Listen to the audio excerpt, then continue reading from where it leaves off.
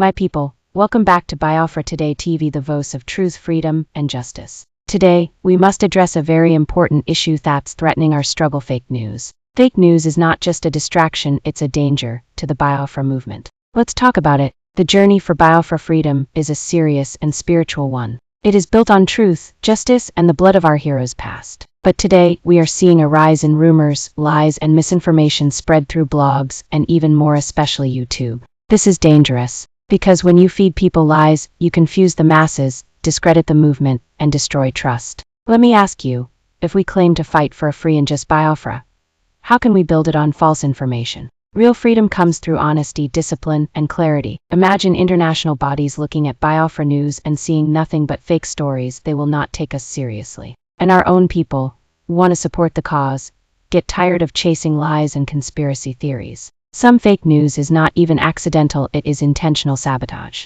Enemies of Biafra sometimes spread false stories to cause confusion, division, and panic. That's why, as freedom fighters, journalists, bloggers, and supporters, we must be responsible with our words. Don't forward unverified news. Don't rush to post. Verify, confirm, stand for truth. That's what sets us apart. Biafra is not just a dream, it's a mission. And we cannot afford to fail because of fake news. Let truth be our weapon. Let unity be our strength. Say no to fake news. Say yes to truth and freedom. How truth is the following video. Be warned, this is Biafra Today TV, where truth lives. Don't forget to like, comment, and share this video. And always verify before you amplify. Breaking event has played out behind the scenes regarding the case of Nnamdi Kanu. Yes, because as we speak, the president of the most powerful nation of the world, in the person of Donald J. Trump, has put a call across to some individuals and some leaders domiciled in the Nigerian administrative body. So the question here is, why is the president of the most powerful nation of the world calling Nigeria and addressing them because of Nnamdi Kanu? Well, in this video, we shall be discussing and critically analyzing every single thing that you need to know and understand. At the same time, something very interesting is currently playing out in Finland, because next week, Mr. Simon is going to appear before the Paijehame District Court. But this time around, he's not appearing in the court because he wants to be tried. He's going to appear in the court of law because the presiding judges, wants to make a decision that will definitely, one way or the other, send a lot of jubilations and celebrations in the hearts and minds of many lovers of Simon.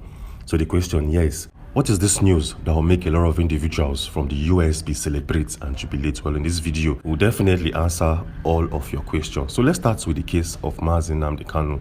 As stated previously, the president of the most powerful nation of the world has put a call across to that man and to his lawyers and to Nigeria. Why is that so? And how did it happen?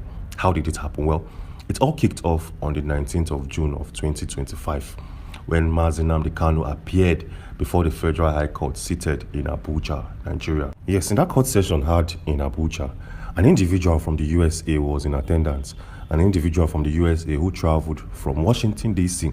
to Nigeria to observe the case of Simon. Many individuals did not ask questions why did a US rep was in attendance, and many failed to understand the reasons or the motives behind his attendance. Well, a couple of days before Nnamdi Kanu appeared before the Federal High Court in Abuja, a politician in the USA known as John Stein met with Donald Trump, and he briefed him about the ongoing case of Nnamdi Kanu. Showing right now on your screen is a quick description of this individual, this politician who met with Donald Trump. His name is Governor George Stein. He happens to be the governor of North Carolina. This is the individual who met with the president of the USA, informing him that, see, there's a man known as Nnamdi Kanu who is currently facing trial in that country for a series of offenses leveled against him. This governor also asked Donald Trump to grant him the permission to make that said day, that's 19th of June of 2025, an Igbo day. President of the USA gave Governor John Stein the permission to make that day an Igbo day. Showing right now on your screen, it's an official document coming from this governor, the governor of North Carolina. Yes, he released this document asking the whole state to observe a public holiday in respect of the Igbos in Nigeria, in the USA, and in all parts of the world. When you look at this document, you see the signature of the governor and his seal. And like I said, this is coming from Child Desk. At the same time, this governor also contacted Ngozi Oraboize. Showing right now on your screen is a quick description coming from the DPM, Ngozi Oraboize, acknowledging the fact that she has a series of conversations with the governor of North Carolina. Then something interesting happened behind the scenes that we all need to pay attention at this particular point in time. Something that nobody was expecting to happen. The moment governor of North Carolina met with Donald Trump, or he informed him about his decisions and about the ongoing events in Nigeria regarding Mr. Nnamdi Kanu, we believe that an individual in the US government contacted a department known as the US Department of State to send one of its representatives to Nigeria so as to first-hand observe Simon's case. That individual was tasked with 5 main objectives. Showing right now on your screen is the 5 objectives this individual sent by the US Department of State to Nigeria, to Abuja, Nigeria, has to fulfill in the court session. Feel free to pause this particular part of the video just in case you want to read up and understand. Anyways, moving on swiftly, on that said day, on the 19th of June of 2025, we noticed that this individual appeared in the court session. Yes, that individual sent by the US was in full attendance in the court session. This did not sit well with a lot of individuals domiciled in the Nigerian government. They were like, why will a foreigner come to our courts to observe our court hearings and to possibly report back to their country? This did not sit well with the federal government of Nigeria.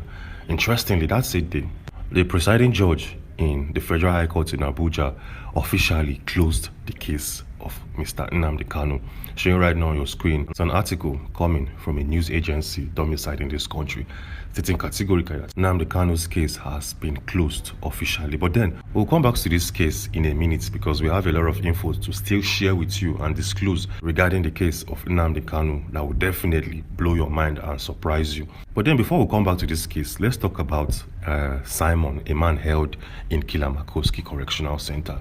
I stated previously, Wednesday next week, he's going to stand trial again. He's going to appear before the Paijahame District Court. But this time around, he's not coming to be prosecuted or to defend his case.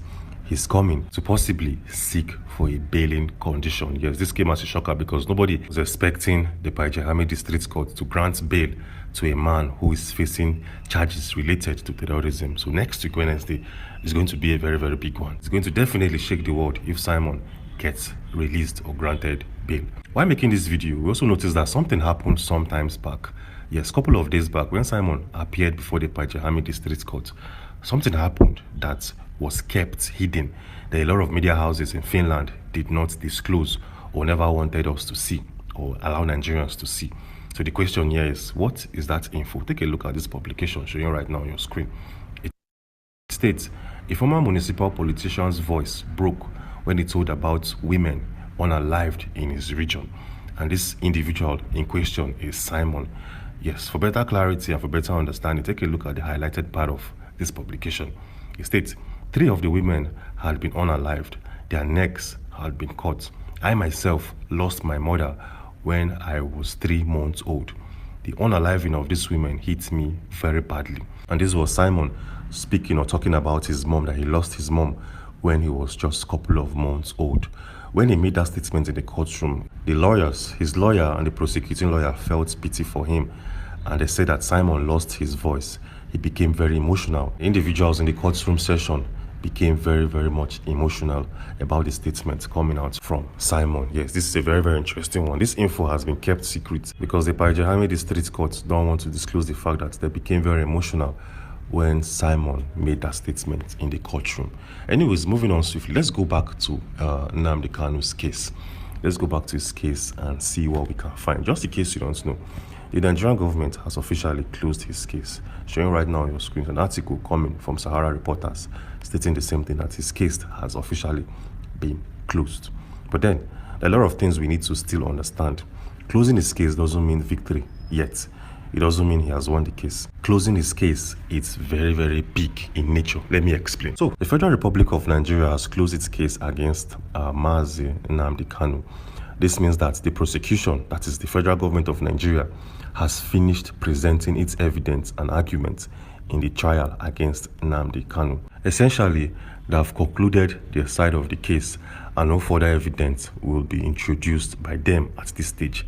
Just in case you don't understand, the Federal High Court in Nigeria has closed the case and the government of Nigeria has closed the case against Simon, meaning no further evidence, no further arguments or debates will be held in this particular case. So then, what follows suit? Since the government has closed its case, since the Federal High Court has closed the case, what will follow next? Well, take a look at this.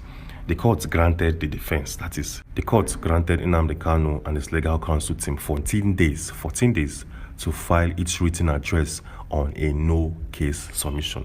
That is to say, the defense team representing Nnamdi Kanu has 14 days to submit a written argument that asserts there is no case against Simon. So the question here is, what is a no-case submission, or what is a no-case document that Nnamdi Kanu's and his legal counsel team must submit before the Federal High Court in Nigeria? Well, a no-case submission or a no-case document is a legal argument made by the defense claiming that the prosecution has not provided sufficient evidence to support the charges. If the court agrees, it could lead to Kanu being acquitted without the need for further proceedings. Yes, so if Nnamdi Kanu and his legal counsel team submits a no-case submission or document to the court, and if the court accepts or agrees, presiding judge will have to acquit or free Nnamdi Kanu. But then, this is not the case here. The presiding judge has asked or have given the prosecuting lawyer 14 days to respond to the claims or assertions coming from the defendant, Nnamdi Kanu's legal counsel team. Yes. So after Nnamdi Kanu's legal counsel team submits its written address, the prosecution is also given 14 days to respond to the defense argument. This means that they will have the opportunity to counter the defense claims and present their reasoning as to why the case should discontinue. Hope this is actually very, very clear to understand. So, after the prosecuting lawyer submits its response to Nnamdi Kanu's legal counsel team written address to the judge, several key steps will follow suit or will be taken. The very first one here is a court review. Yes, Federal High Court will review Nnamdi Kanu's submission, and also the Federal High Court will also review the prosecuting lawyer's responses to Nnamdi Kanu's submission. Hope it's actually very, very clear. And then other actions will follow suit. Showing right now on your screen are these actions. The very first one here is the hearing date. The third is judgment on the no-case submission. And the fourth is further proceedings. And the fifth is final judgment. All of these things probably will take about 1 to 2 months to finalize, give a verdict regarding Nnamdi Kanu's case. Hope is actually very, very clear to understand and to grasp.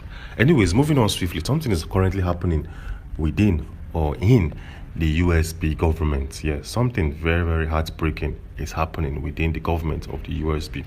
So the question here is, what is happening and how is it heartbreaking and frightening? Well, take a look at this publication coming from Ngozi Arabuezi, published on the 19th of June of 2025, where she claimed that Amanda Biri, who happens to be a lawyer representing the USB movement, has filed a lawsuit against USB itself. This doesn't make sense. Amanda Biri was once upon a time employed by Simon, a man held in Kilamakoski Correctional Center, to be the lead lawyer and the legal advisor for the USB movement. But as we speak, Amanda Biri has filed a lawsuit against the USB. Why is that so? Well, as we speak, we're still trying to gather 1 or 2 info regarding this case, and in our next video, in our subsequent video, we're going to definitely explain every single thing that is currently happening within the government. Yes, anyways, if you find this video interesting, please do well to subscribe and turn on post notifications. Anyways, moving on swiftly, Simon recently appeared before the Baichahame District Court to continue with his trial, and a lot of things and info played out. Simon at some point broke down in tears. Yes, if you want to see every single thing that happened in the Baichahame District Court and why Simon himself broke down in tears, we have a video that will showcase and disclose every single thing that you need to know and understand at this particular point in time. If you want to watch that video and get full update, that video is showing right now on your screen. So click on this video to watch and understand. Click on this particular video and I'll see you on the other side. Thanks for watching.